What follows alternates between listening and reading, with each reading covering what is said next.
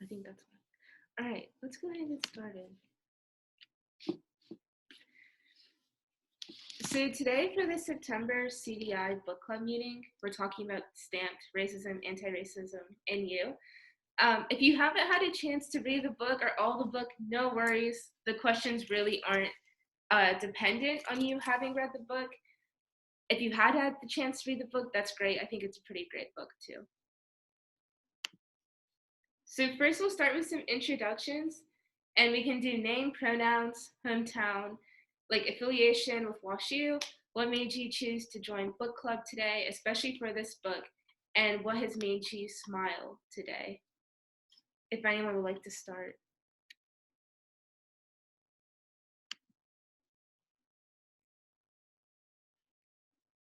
Yeah, go ahead.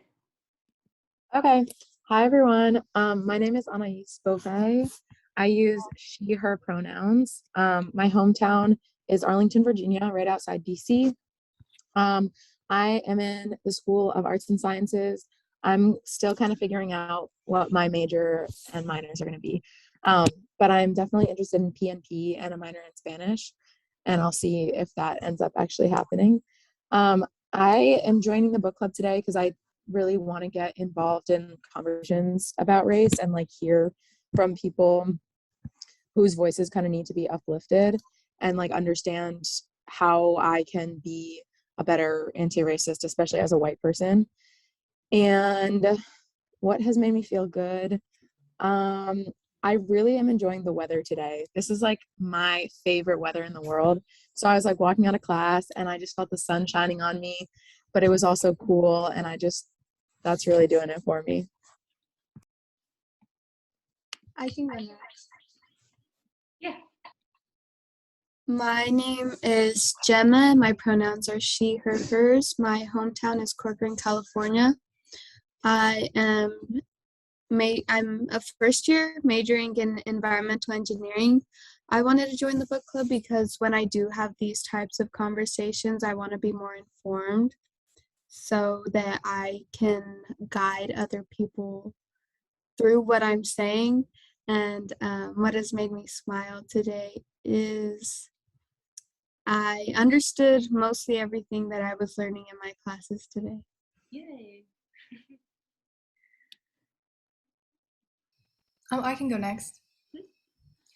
Hi, my name is Karen. I use she, her pronouns. I'm from the Dallas-Fort Worth area in Texas, and I'm actually not a WashU student yet. I came from the WashU preview diversity inclusion thing yesterday, and I just wanted to learn more about the community and diversity inclusion here at WashU. And something that made me smile this week is I had a really nice cup of coffee this morning. Nice. I can go. I'm Cassandra. Pronouns are she, her, hers. I'm from like a combination of Greenbelt, Maryland and Washington, D.C. I unfortunately, am a first year PhD student studying political science here. Woo! Thanks. What made me join the book club is because like things like this is what I actually really enjoy, and just like reading to build like a good historical understanding of like race in America, how it literally affects everything we do is like very important to me. What made me smile today was I asked the TA in one of my classes if he could give us a full week to do an assignment instead of like 5 days, and he agreed for the rest of the semester. So I'm grateful for that. That's so nice.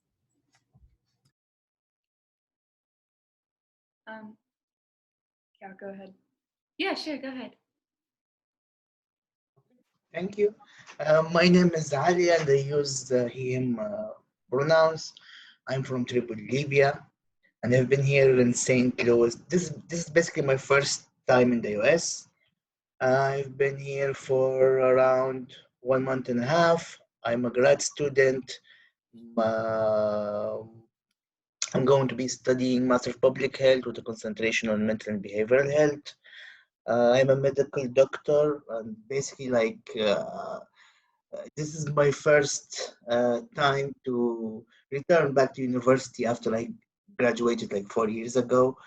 What made me join the book club? I think that I missed my chance to join a lot of book clubs back in Libya. So, so when I heard about this book club, I said, "Hey, I need to join this." Despite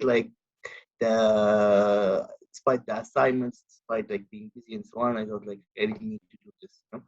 What made me smile, feel good this week? I think like because like I think what makes me smile is like talking with my mother and my family every day. So and today she was in a good mood, my mom. So yeah, Nice. thank you.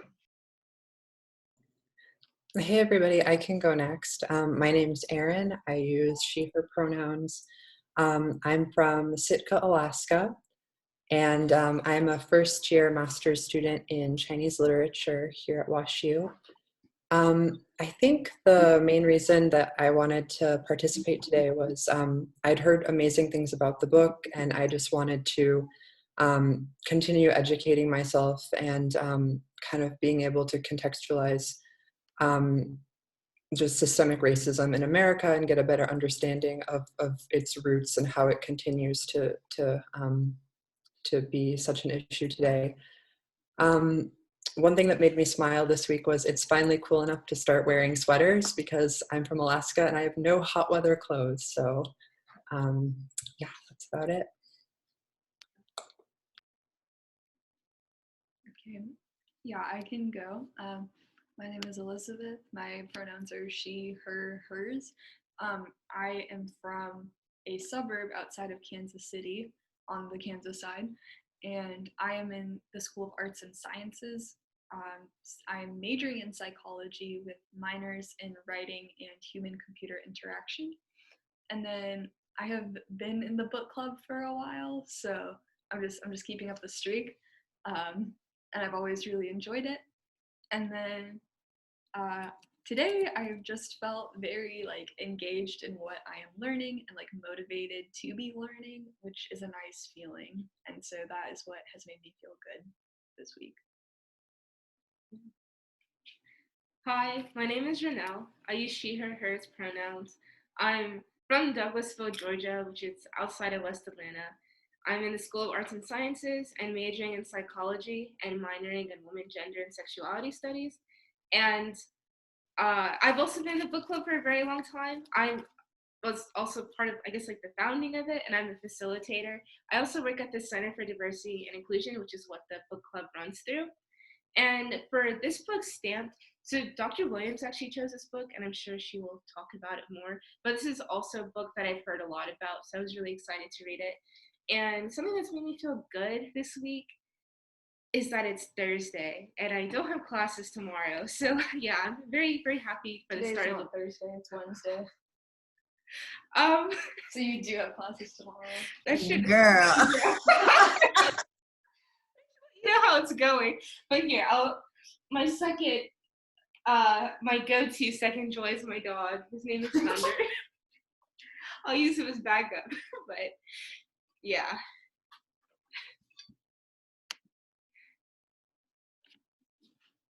Dr. Williams, would you like to go next? Sure. Thanks for tagging me in because I wasn't sure if it was my turn. Hi, everyone. I'm Dr. Williams. I'm the Training and Education Specialist in the Center for Diversity and Inclusion. I just want to say I'm so happy to see so many faces on the call. And thank you for those of you who showed up for the in-person session and were able to migrate to the Zoom. We really appreciate it. It's just the group has grown, so I'm just super excited.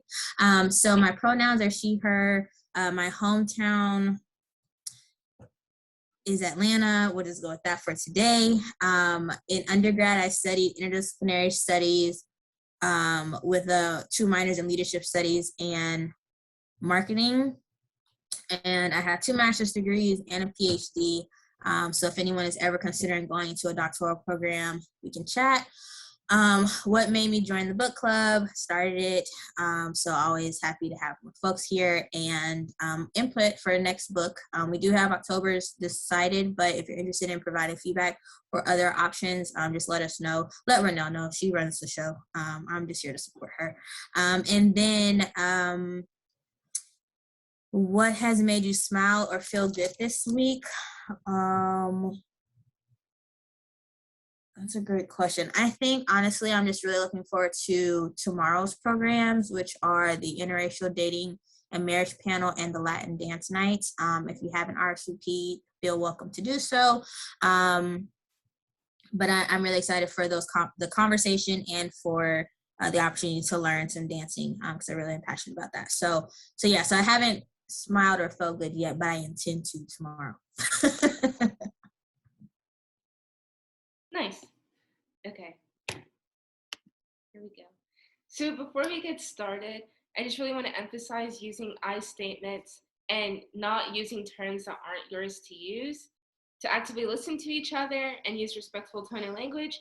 And then this one I think is like probably the most important, but to share as much as you're comfortable with.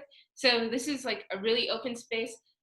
I will expose myself. You guys will learn very quickly. But like just because I'm doing that does not mean that everyone has to do that. So just share with whatever you're comfortable sharing. Okay, so quick little bios on Jason Reynolds and Ibram X. Kendi.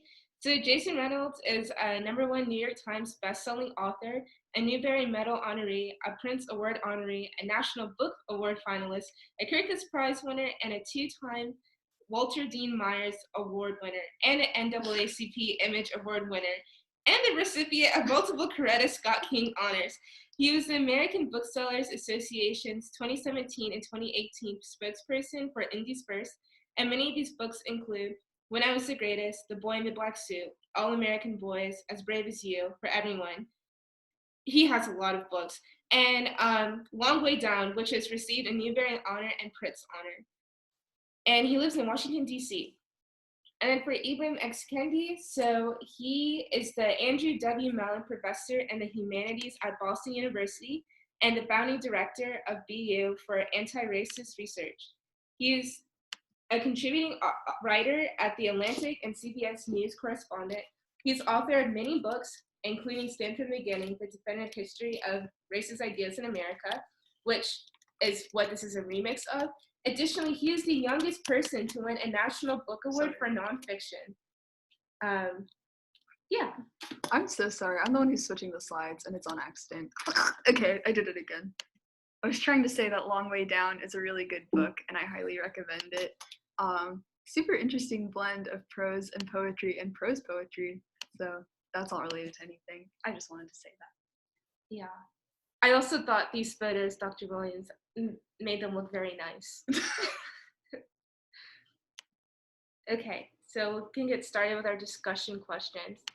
So the way these works, I usually pull a quote from the book, and then again, like whether or not you've read it, you can still really answer these questions. There's a lot of questions, but I kind of just pick something that like really sticks out to you, and we can start from there and then move on.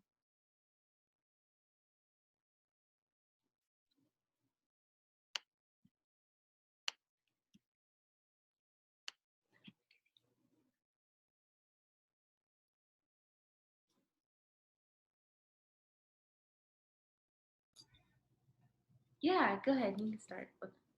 I just like reading this was so enjoyable because it was easy for me to digest and actually like take in what I was reading, and then like I could think on it further and not spend like 20 minutes trying to figure out what 2 sentences were saying. And at least I personally find that really helpful in trying to think more deeply and applying what you're reading to real life.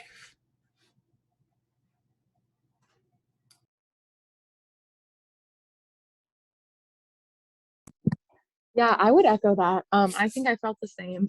I think I was gonna read the book either way, but I was really relieved to see that it wasn't something that I was gonna have to kind of slog through.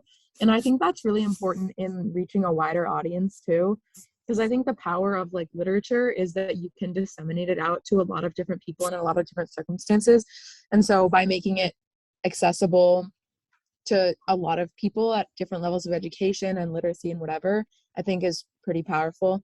I would say for me, like, I didn't think it was really like condescending or anything. I think it could have maybe been like there were a couple places where I felt like it was a little bit maybe oversimplified, but in general, I did like the accessibility, and I thought he wrote it in a really cool way.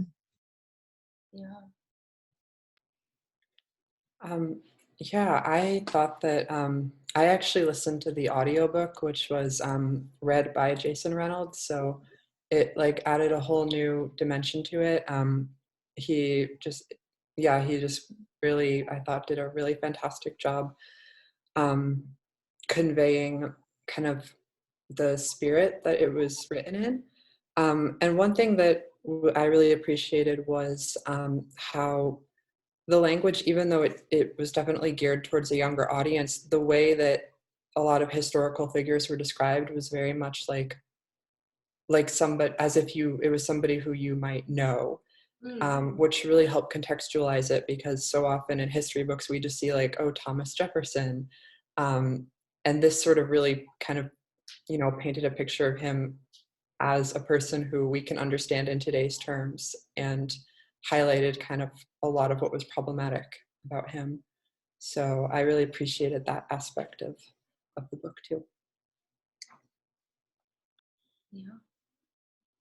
So in the interest of time, I guess I probably will be moving to the next slide whenever there's a lull. But if anyone ever has something to say about the previous one, like we can still talk about whatever the previous slide was.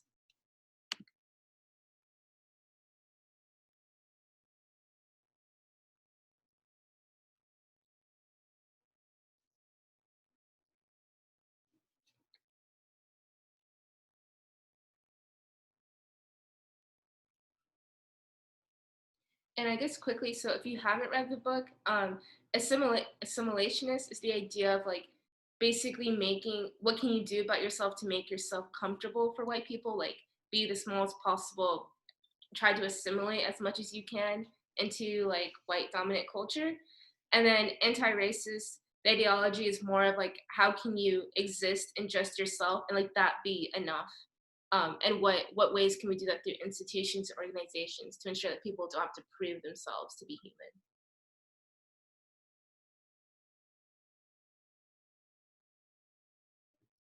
human?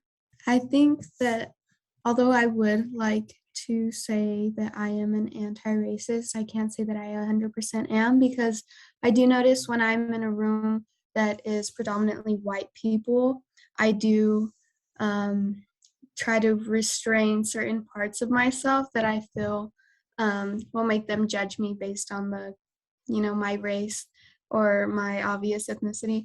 And I think one way like the institution can help me not do that, which I think they do a very good job of, is creating spaces where there is a lot of diversity.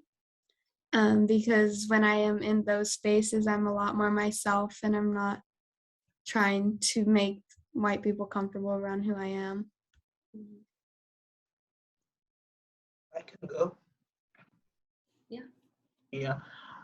I think I remember the first time I took the implicit bias test. I don't know if anyone had took these exams before or not, but I think that personally speaking, coming from different culture, of course, but of course, like the Libyan culture itself or the North African culture, racism still exists, either if it's like different than racism in the US.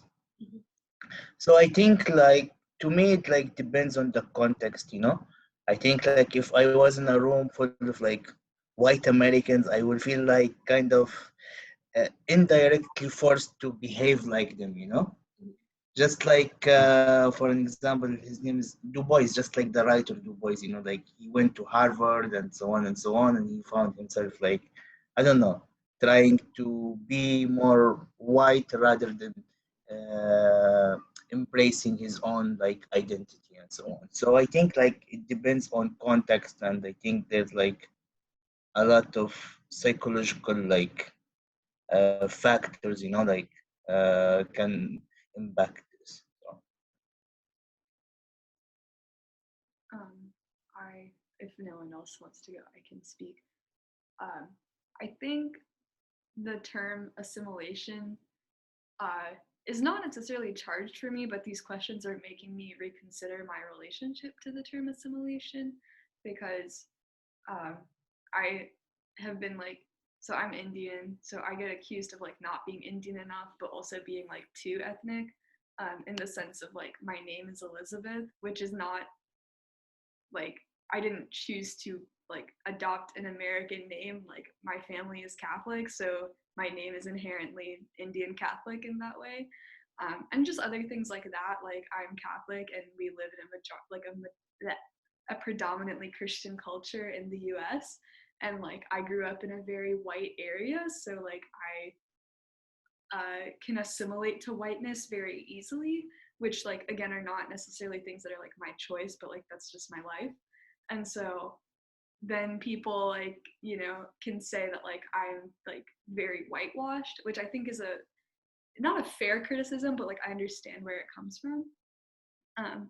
But I think also that like a lot of the criticism of like being self whitewashed is a little bit reductive, in the sense that like the fact is that like assimilation is and has always kind of been a strategy for survival.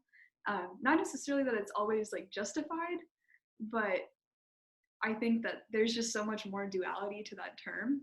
And so I feel very like weird feelings about it, because my relationship is weird in the sense that like all of these things that are construed as like assimilatory for myself, by other people, are considered like, again, like assimilatory or whitewashing. But for me, like that's just my life, and that's still a part of my culture. So I don't know, it's just interesting to consider also, because like my parents are immigrants, and so like the assimilation of like my name is Elizabeth because it is a Catholic name and we are Catholic, but also it is Elizabeth because it is easier to be named Elizabeth in America than like my Indian name. So there are different parts to it, but it's just interesting to like play around with in my head, because I think that is a fact that like often goes overlooked by other people who interact with me, including other Indian people who interact with me. Yeah, nicely put. I'll also touch on this one. So later there's a question about like assimilationists and survival, of kind of the relationship between that. But at least like from my own experience, I think so. My parents are immigrants; they're from Jamaica, and they were very strict about, I guess, trying to fit in, which is fair. I think it's definitely fair. But like even when I was younger, like I wasn't allowed to speak in patois at school because my parents didn't want me to be targeted. Just like small things like that. But now that I'm older, like when I talk to Jamaican people, I can't connect in the same way, and it's because my parents did that with reason, but at the same time, like it's come back to me, or it's come back on me, and it's just something like that's hard to balance. And it's also something that for me that's hard to balance is like I tell myself all the time, like, oh, I shouldn't have to act this way for whatever, like just be yourself. And in that terms, I think I fit more into the anti-racist like discourse. And even when I think about like police brutality, right, like there should be no right way to approach a police officer. Like it should just be like, you're a human, you exist, like you don't have to explain yourself. But at the same time, like when I go to interviews, I ask 5 different people, are my earrings too big, like does my outfit look okay? So I don't know, I guess it's like this weird balance for myself, for like I guess how I present myself to be anti-racist. But even within myself, I still think I have very like assimilationist mentality. Yeah. Just adding on, because you think of something, it makes me think of the tension between like this idea of like I can't remember what the exact phrase is, but like always being a foreigner, versus like assimilating. And so like this idea of you, like at least for me, like I've been told not to get like certain piercings, or like wear certain things, or like get a nose piercing because it will make me look more foreign. But and like I already look foreign, but you know, I was born here, like for all of the reasons that I have stated, I have assimilated very well. And so there's like, again, this tension between the concept of always being a perpetual foreigner, no matter what, and then also, again, like assimilation. And you may not be a foreigner, or people may not see you that way, but that doesn't mean that you aren't perceived as a foreigner constantly.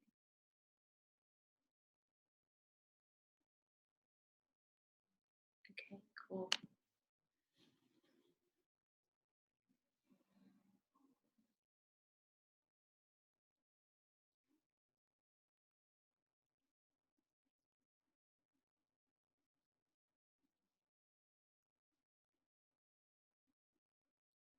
So for the part when I said like, how would you provide nuance? I think this is one of the parts that could be considered like a bit simplified, just because I think like the relationship between marginalized people in the U.S. and the church is like so complex. That could also be a personal opinion. So yeah, just I'm very curious to hear y'all's thoughts. Yeah, I can speak from my perspective. Um, so basically, like my personal perspective, my personal philosophy that religion in itself, it's a tool to control people to some extent. Of course, there is of course a big spiritual individualistic like essence in religion, which we cannot really ignore or exclude, from the human experience. But I think, like historically speaking, especially like regarding like racism or enslaving people, we can see that, especially I think it's illustrated not that like in that kind of direct sense, within like the first chapters of the book, but like there's this kind of relationship, like between religion and between like slavery and between racism and so on, because most of the people like who enslaved people, used religion as a tool to control people and used it as kind of like as a justification, like saying that people are less than white people and so on and so on. Even like in the I think in the like mid chapters or something, this scientist, I think his name is Samuel something, he also like used science to justify like the whole idea about race, like this race is better than this race.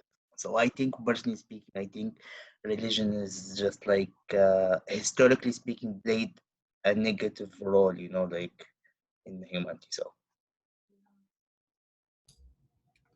On like this question specifically, I read a section of this book like right before I went to bed about the religion part. And the next morning I woke up and I texted my very Christian mom like this question, like, how do we deal with the fact that like Christianity specifically was used as a way to justify the enslavement of our ancestors? And I think it gets really messy when you think of it in the context with how heavily like Black people rely on and have adopted practices of Christianity today. And what does that mean if our ancestors in fact were not Christian? And I think personally the value in the church that people get from it in part today is community based and a lot of helping each other out, helping the community more broadly, organizing comes out of the church. And it's not to say that it's without flaws, because I simply do not think that's the case, but I can't think of like a concrete way to articulate why this developed in the way that it did. And like of all the things that like the people that enslaved Black people like attempted to manipulate us into believing and instilling, like why the Christianity like stuck so much. It's really fascinating to me. Yeah, just to kind of add on to that, I think like there's definitely some nuance in the idea of religion as a source, like that religion is reclaimed in a lot of Black communities as a very necessary source of like community and a safe space. And I, for example, grew up going to Catholic church every weekend, and the church I went to was originally like created because of segregation, so it was like predominantly Black for a long time, and now there's a pretty even mix of many different people, but that was like kind of the origin of it. And I think you can kind of, I mean, first of all, like the music there is way better than like white churches that I go to, and I think you can kind of understand like from that legacy that they have, I think there is kind of a tangible like sense of community and inclusion in a different way. So I think it can be a stronghold, even though it was also manipulated as a tool of oppression, I think.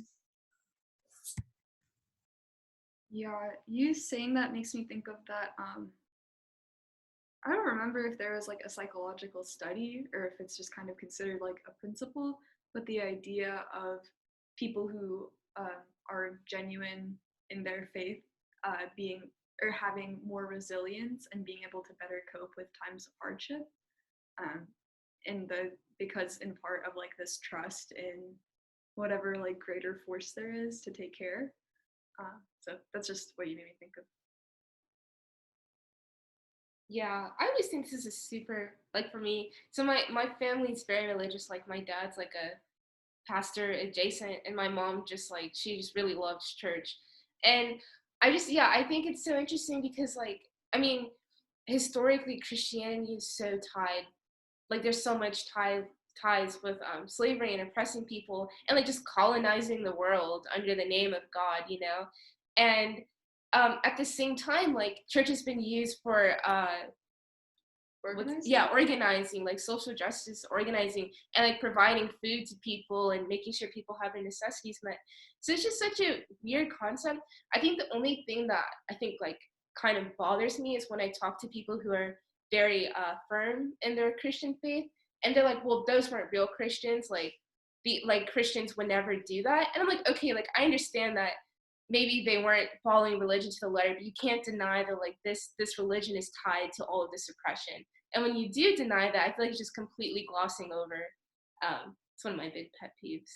You know what? Yeah, I'm sorry for talking so much. It just also reminds me of the history of like the establishment of churches in the global South as like a I don't know what the word is, but like kind of I guess a facilitator for like a lot of services. So like in the Philippines, like after the Philippines were colonized, there was like way more access to like secular, and by secular it's like not secular, but Christian universities and hospitals. And the same thing with like India, and how a lot of like different hospitals have ties to Catholicism in the sense of like this is named after a saint, and then like people work at this hospital, or nuns service this hospital because of this calling to God. Not that those all of those institutions are necessarily pure in heart or even like the most effective of things, but it is interesting to consider that like these institutions, specifically Christianity, have done like so much harm, and yet there is some, I guess, some sense of good coming from the things that they make more accessible. Yeah.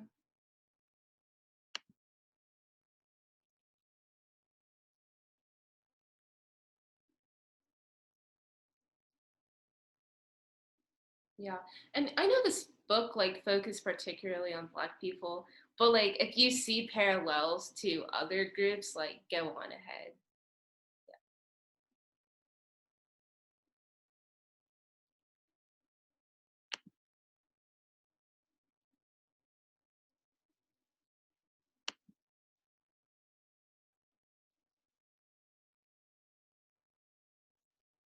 Yeah, I can just because one of my specialization classes is fundamentals of mental health and in public health. It's a really fun class. I mean, if anyone gonna take a master in public health, I recommend this class. It's amazing class because basically we make our own readings, you know, and it's always like trying to challenge ourselves in this kind of like criticizing these major topics. So basically, for an example, there's this reference book for psychiatry. It's called DSM-5, Diagnostic and Statistical Manual of Psychiatric Disorders or Mental Health Disorders. So this book is being published by the American Psychiatric Association I think every 15 years or something like this, you know, and the last edition was DSM-5. And the American Psychiatric Association have this task force, which is basically have this kind of task to approve the publishing of the collection of diseases and categorization of psychiatric illnesses and so on. Imagine that this task force is predominantly white, male, and very, I don't think that there are some like black doctors or like non-white doctors and so on and so on. And this is something like, and imagine like this book is considered the global reference for psychiatry all over, like in the global south, in the north, and so on and so on. So I think like practices of like this kind of like, I don't know, direct discrimination, not including like people of color or persons of different opinions into like these kind of small privileged groups that basically dictate these kind of rules and publish these kind of guidelines, is still present until even in academia. Mhm. Yeah.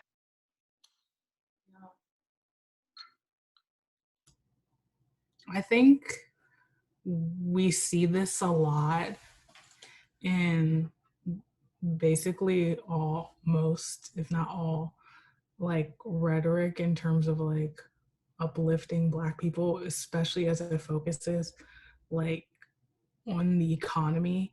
Like going to college, people say, is like the way to like close the racial wealth gap, achieve like full equality, when actually if you, especially if you take into account like student loan debt, in some cases it actually makes the racial wealth gap worse. And I think part of it is like the wanting to better ourselves on an individual level, like that everybody has, but that doesn't work in the context of systemic racism, because it's not really about you. It's about the institutions and practices overall that are creating the conditions under which you're being held back. And I think it's like the thing that's like, do you want like $500,000 or a dinner with Jay-Z type stuff like that? And like how our understanding of capital and really just like weird ways that equality is achieved short of like giving equality, it's quite odd to me, and I'm particularly not a fan. Yeah.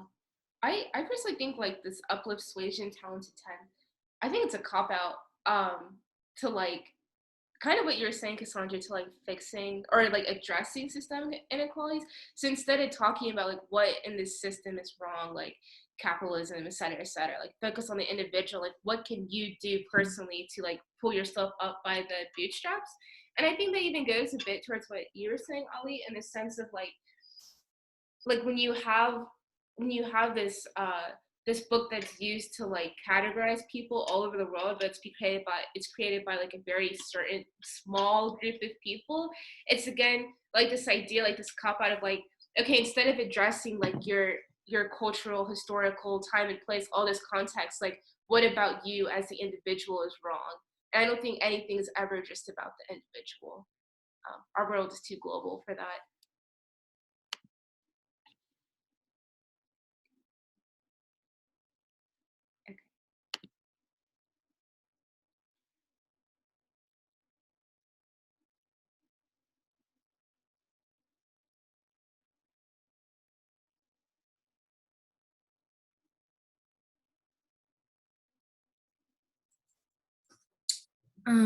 So I can comment on this one. I feel like a lot of things, so I have to watch my tongue because this is being recorded and I'm a professional. But I think having transitioned from being a student to being a professional, and how that looks, and depending on which institution I was actually a student at still, and then a professional as well, makes it more challenging around survival versus pushing the envelope or pushing against the man and things like that.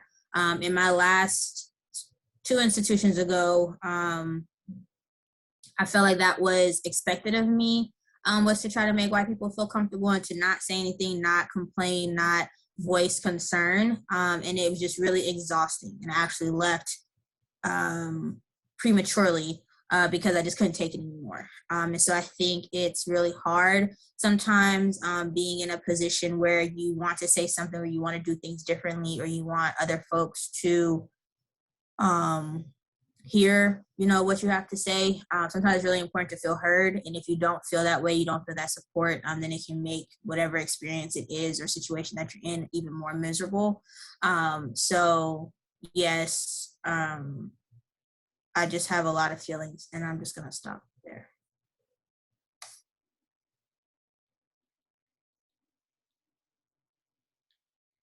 Yeah, something I saw once in a reading about disability was saying how like this author thought survival meant being able to get to the other side, like in some piece, like a whole or unscathed of whatever institution that you're working through. In her case, like hospitals and insurance companies.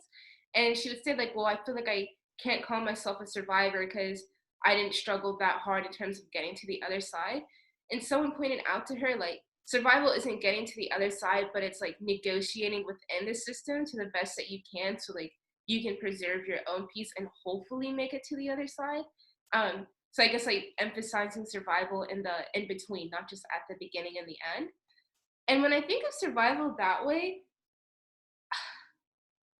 I don't know. I don't know if it's like a generational thing or just like maybe I'm making it more complicated than it needs to be. But when I think about my parents, for example, and everything they do, quote to quote unquote, like to survive, like I can't fault them for it. I can't hate them for it or like be like, why are you like this? But for myself, I mean, I still think I do things in order to survive, like at an institution at WashU and not have my brain leak out of my ears. But at the same time, I do think like I do push the envelope a bit more than I would say like my parents' generation did. But at the same time, even though like I'm sticking it to the man, I'm still doing it in very respectable ways. Like I wouldn't ever imagine myself like doing something that would probably get immediate attention because I just feel like, oh, like that would be making people too uncomfortable. So it's an interesting balance as well. This question kind of made me think about a discussion that I was having at an LGBTQ affinity space that I went to. And one of the panelists is a Black trans woman here at WashU. And she was talking about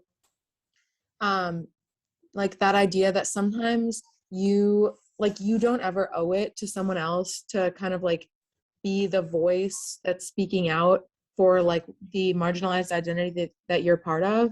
And like sometimes you're just not going to be capable of that. And you may not be capable of that for a long time. And even if you are at some points, it's a really big burden to bear all the time, I think, in a lot of different marginalized identities. And so she was kind of just like naming that idea that it's not always your responsibility to kind of like to carry that integrity with you and push the envelope as we're talking about. That like that's great, but it's not something that everybody can do all the time. Like it's exhausting, it can threaten your safety. And so I think that probably applies to this too, where like it feels better in many ways to exist in a state of integrity with yourself and your identity, but it's just not always kind of a possibility that can really be feasible for you or that's good for you in the long term. That you kind of have to find that balance, I guess. Yeah.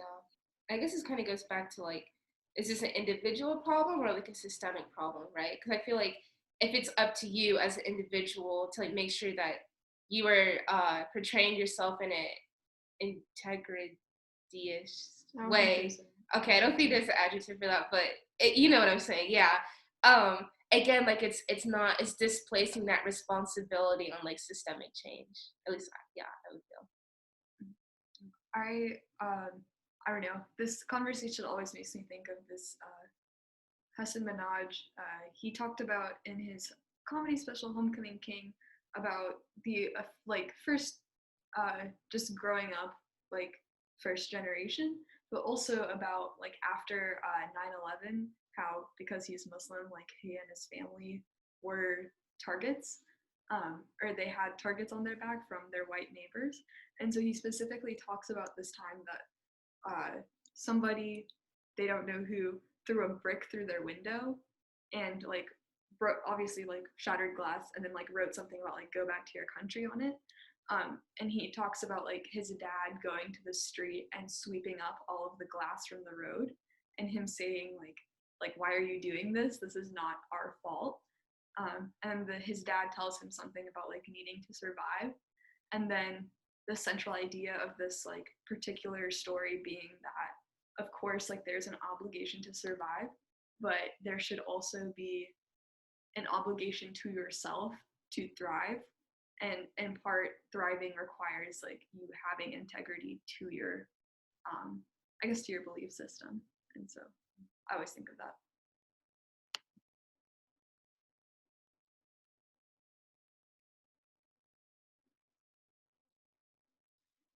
And also quick context if you did not get to this part of the book. So there's multiple times where he talks about like what's going on in the country and then how media's response.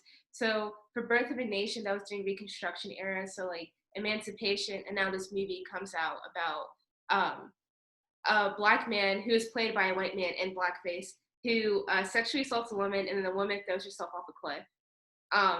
And then how Planet of the Apes is in response to like, oh, I don't remember what Planet of the Apes is response to, but the idea that these astronauts are stuck for a long time, they get to this planet and apes rule it, and then they find out that they're actually still on Earth. So this idea that like uncivilized, savage apes are like are ruling the world. I think that's to the Black Power reference. And then also Rocky. Yeah, I love the movie Rocky. So I'm just curious to hear, like, did you guys feel like this was a stretch? Or like, I mean, I didn't think it was a stretch, but I was like, oh, not Rocky. Yeah, just how did this make you feel if any of these movies are kind of like your movies that you love? Yeah, go ahead, Ollie. Yeah, I think for the Planet of the Apes, because I remember like reading this article about that before, and I think there's this kind of, I don't know, like because like the I only watched the movies by the way, but like I remember the first one. I think Mark Wahlberg. I think no, that's not the first one. I think this is the second one by Mark Wahlberg. So basically, there's this kind of idea that the white savior, like coming to this kind of race and saving the race and so on and so on. And there's this kind of very sad connection, like he's like going to this community of gorillas and so on and so on. And that this is like was a very famous slur, like back in several. I mean, there are some kind of things in the media and the movies that we don't really see, like it just like embeds unconsciously within our mind.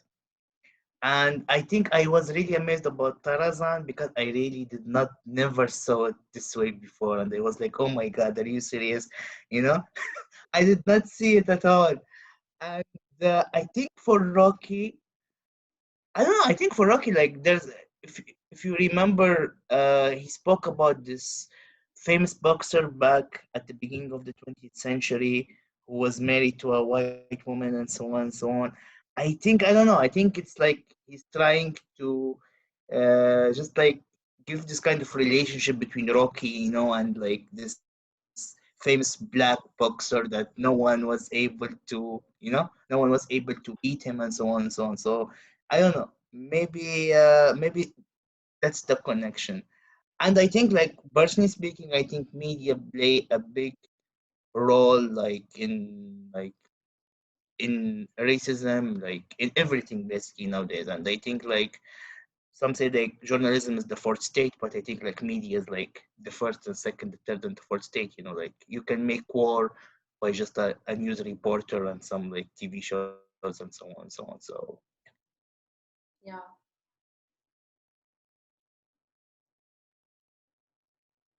Yeah, definitely. Yeah, I completely agree with everything you said, especially Tarzan. Like, well, of course, the Disney adaptation, it's very different than what actually happened. But that's another movie I love. I'm just like, who? I mean, he's not wrong, is he? Yeah. Yeah, to add on to that, I kind of had the same reaction. And I think the takeaway for me is like the importance of thinking critically, because I think I'm not always like challenging the things that perhaps should be challenged, that are kind of just like, here's this thing that we all accept. So I think it was, I think for me, like an example of how like race is really tied into every part of our lives. And so it's important to always be thinking critically about that and about what messages we're being given. And I think the media in all of its outlets is like hugely, like it really does influence public opinion in so many ways. And especially because we live in this age, this digital world where everything is like, so many forms of media are so accessible to so many people. I think it has a really, really big influence. So it's even more important now to think about like the media that's being put out and what messages we are implicitly or explicitly receiving from that media.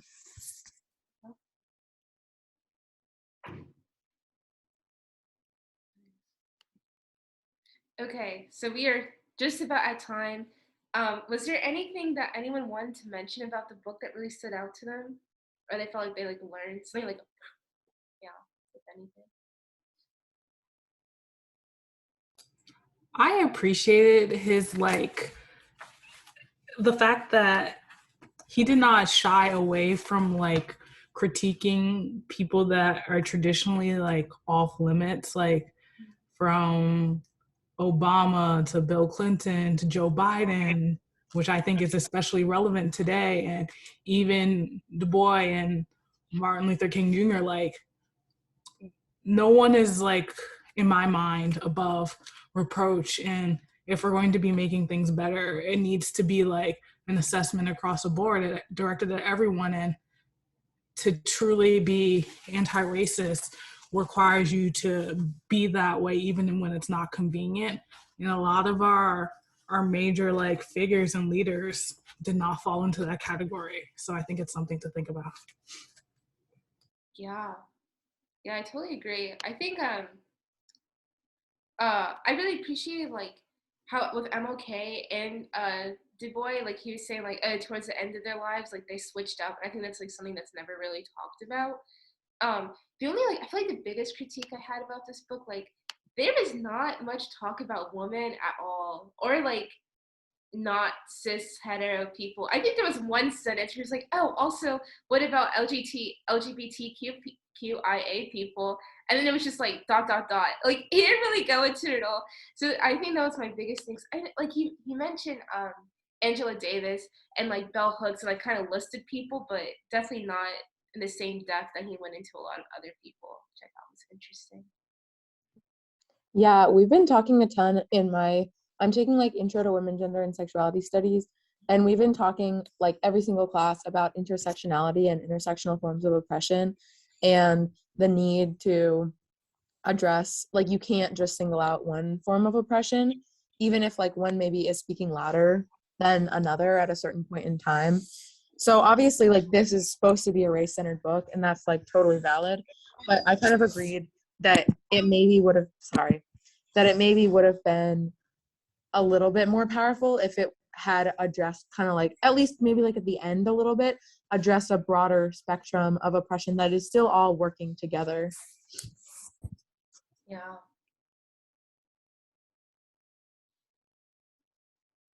Cool. Does anyone have any feedback?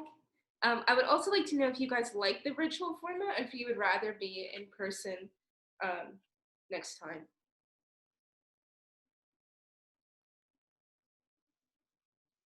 You want to tell them the next book so they can know if they are coming next time? Yeah. So the next book is Aristotle and Dante Discovered the Secrets of the Universe. And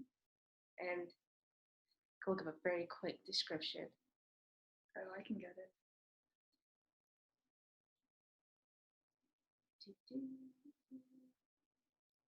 Oh, I got it. Sorry. Okay, here we go. Okay. So this book is by. No, this is Wikipedia. That's not a No, description. it has it right there. I don't trust it. It's gonna give you spoilers. It literally doesn't. Okay, I'll give you the Goodreads version.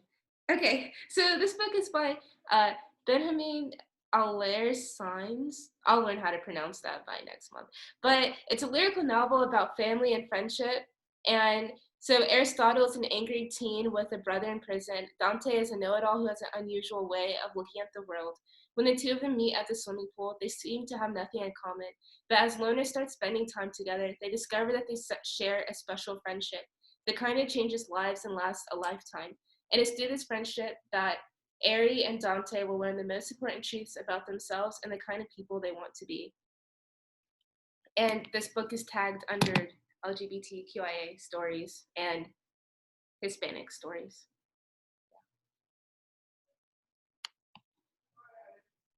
Are we supposed to get that book on our own, or are we going to be provided it? Yeah, so each month, like, the books will always be provided. Okay, awesome. Yeah, whenever it starts getting advertised, there'll be a link to sign up.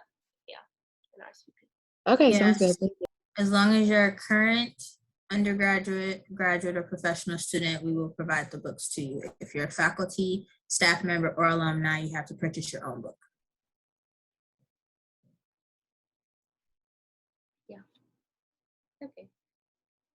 And then I guess we can also talk about later, this would be preferred to be in person or online too. And that's it. Thank you guys so much for coming tonight and spending an hour with us. If you have any questions or comments or feedback, please feel free to email me or Dr. Williams.